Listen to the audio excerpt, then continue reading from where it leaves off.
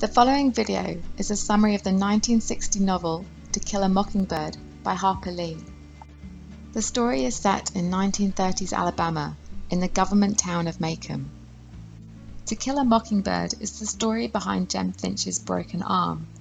His sister, Scout Finch, is the narrator who tells us all about her life with Jem and their father, Atticus, who's a lawyer. In order for the reader to understand the circumstances behind Jem's broken arm, Scout begins her narration 2 summers before the injury happens. At that time, Jem is 10 and Scout is 6. During the first summer, the children meet 7-year-old Dill, who is visiting from Mississippi. The children spend their time wondering about their neighbor, Arthur Boo Radley, who is known in the town as a malevolent phantom. Boo Radley has been a prisoner inside his own house since he was a teenager. After getting into trouble with the law, Boo's father decided to keep him indoors on a permanent basis. Local gossip has it that after spending 15 years inside, Boo stabbed his father in the leg with a pair of scissors. 25 years on, Boo's father has died of natural causes, and his brother Nathan is now his jailer. No one has seen Boo in the 25 years since the stabbing, and Dill is obsessed with getting him to come out of his house. The Radleys are renowned for being evil, and children and black folk don't like walking past their house. So when Dill dares Jem to touch it, Jem has to be bribed into doing so. When Jem eventually slaps the side of the house, the children think they see a tiny movement from within. In Macomb, residents are all closely related and well known to each other. When the summer ends, Scout starts school and is introduced to a new generation of white Southerners.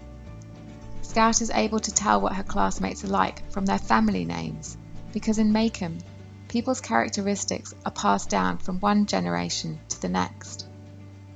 For example, Scout knows that Walter Cunningham will never accept lunch money because the Cunninghams are known for never taking anything that they can't give back. Similarly, Scout knows that Burris Ewell is trouble because his father, Bob Ewell, is prone to drunkenness and violence. No one has anything to do with Burris Ewell because the Ewell children are known for only ever attending the first day of any school year, and because Macomb generally considers the Ewells to be trash. Jem befriends Walter Cunningham because Walter's father is one of Atticus's clients. They take Walter home for lunch, made by Calpurnia, their black housekeeper. Walking home from school, Scout passes the Radley place, and she starts finding things in a hole in one of their oak trees. The first thing she finds is chewing gum. When Jem finds out that she's eaten it, he's worried that its proximity to the Radleys means that Scout has been poisoned. But when Scout survives the chewing gum, she and Jem decide to keep accepting the gifts that they find in the tree. When Dill returns the following summer, he proposes to Scout, but then spends all of his time with Jem. When the boys do allow Scout to play with them, most of their time is spent creating a play based on Boo stabbing his father. Scout doesn't want to continue with the play because, having been pushed into the Radleys' front yard in a tire, she is frightened to hear laughter coming from the house. Nevertheless, Scout acts as a lookout when Jem and Dill try to send Boo a note by way of a fishing line. Despite the fact that Dill is a second lookout, Atticus still catches them and tells them to leave the Radleys alone. At the end of the summer, the children enter the Radley place at night, and Nathan Radley shoots at them. Scout and Dill make a clean getaway, but Jem has to leave his pants behind after they're caught in a fence. When Jem goes back to remove the evidence, he finds his pants sewn up, waiting for him. After this, more gifts appear in the Radleys' oak tree. When Nathan Radley fills up the hole, Jem is upset to realise that their gifts must have come from Boo, and he doesn't tell Scout what he's found out. That winter is the first time Jem and Scout ever see snow. It is also Scout's first opportunity to see Boo.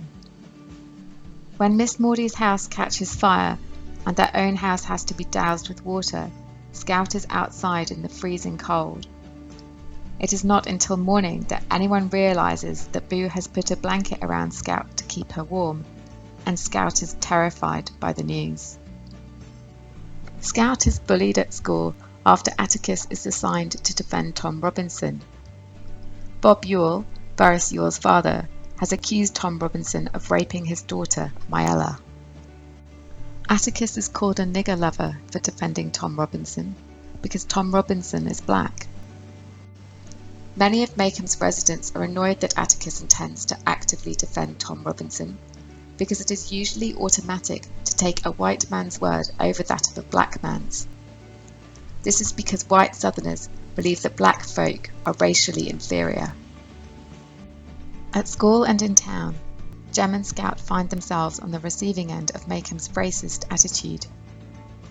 Scout, who is prone to getting into fights, manages to walk away from her bullies because she doesn't want to let Atticus down. However, when Scout's cousin Francis tells her that Atticus is ruining their family, Scout deliberately punches him in the face.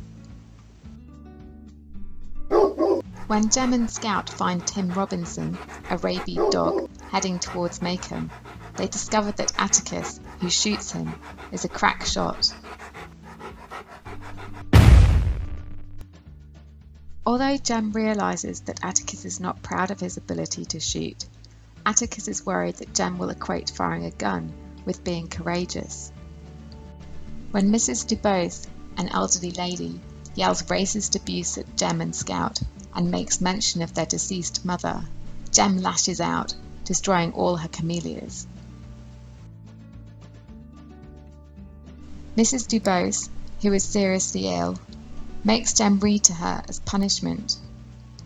It is not until Mrs. Dubose passes away that Atticus tells Jem that she was a morphine addict, determined to kick her habit so that she could die free.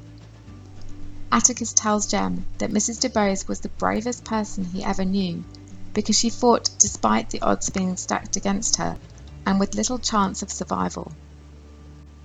Atticus makes a similarly brave effort when he defends Tom Robinson. Jem and Scout's Aunt Alexandra goes to live with them over the summer of the trial. Dill's not meant to visit Macomb that summer because he has a new stepfather, but he shows up under Scout's bed, having run away from home. The night before the trial, Jem, Scout and Dill follow Atticus to the jail. A mob of Cunninghams turn up to kill Tom Robinson, and it is only Scout's unwitting reminder that they are friends that changes their minds. The children attend the trial despite Atticus telling them not to. Jem is confident that Atticus will win because there is no evidence against Tom Robinson, only Ewell's word. However, Macomb is a predominantly racist town, and although Ewell is considered to be trash, he is white trash. His whiteness is enough to convince the jury that Tom Robinson is guilty of rape.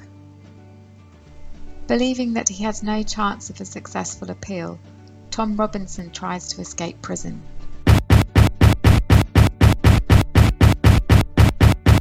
He is shot 17 times in the attempt.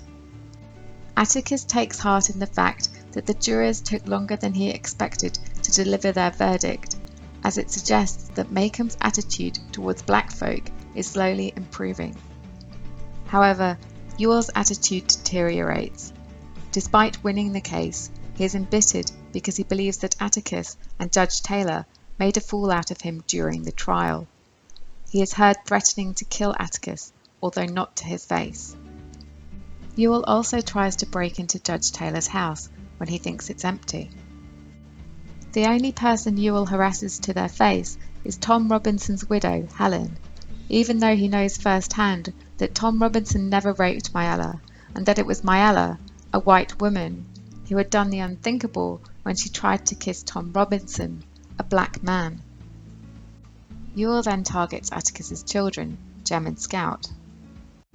He attacks them in the pitch blackness of Halloween night.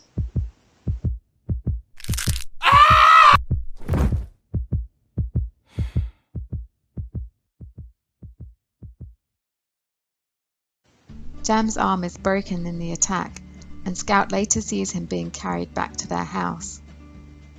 In the meantime, Scout finds Yule's body on the ground.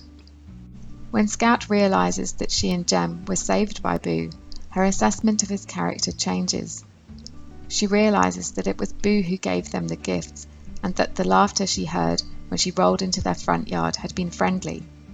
Scout also realizes that Boo gave her a blanket out of kindness and not to scare her. Observing Boo in her home, Scout also realizes that Boo suffers from extreme social anxiety. When Heck Tate, the sheriff, wants to cover up the fact that Boo saved them, Scout agrees that it's the right thing to do. Having been shut up for most of his life, Boo can hardly face being in view, let alone public scrutiny. Like Heck Tate, Scout believes that it would be a sin to put Boo in the limelight, and that doing so would be like killing a mockingbird. By the end of the novel, Scout has learnt the importance of looking beyond stereotypes and being able to see people for who they really are.